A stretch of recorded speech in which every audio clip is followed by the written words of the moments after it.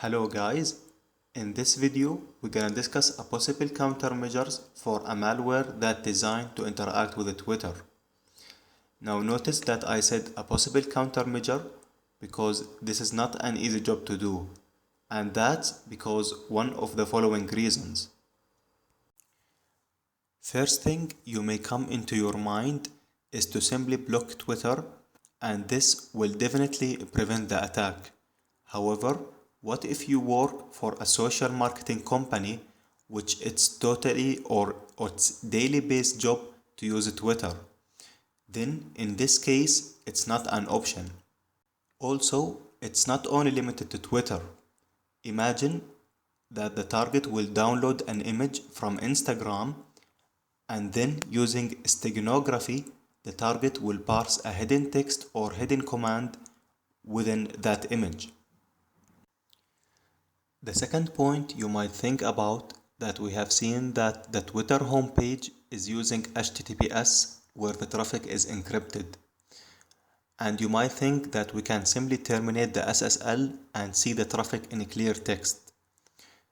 Okay, so let's assume that we have such a device for decryption and we can see the tweet as a clear text and the transit path.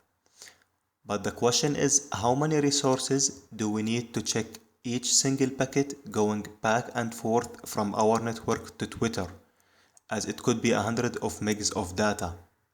Also, how we can distinguish between the good and the bad one.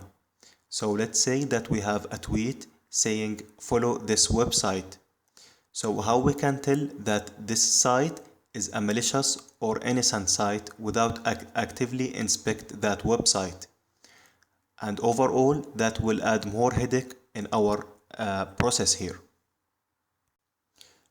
Another point to consider here, what if the tweet itself was encrypted? So instead of seeing hello world or ipconfig, the attacker could encrypt this tweet in AES and send it to the Twitter and decrypt it back once it reached the target site.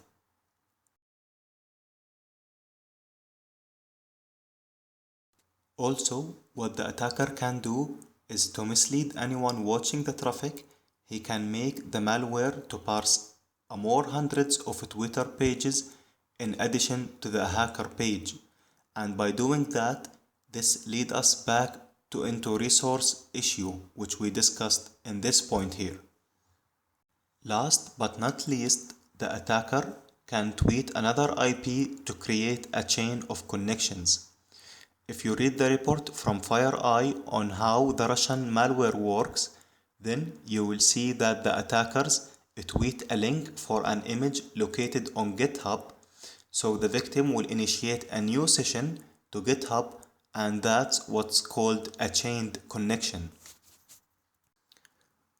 Okay, so if we think one more time on how we get infected with this malware, now this will lead us that the same countermeasures which we discussed in module number 2 are still valid in our scenario here.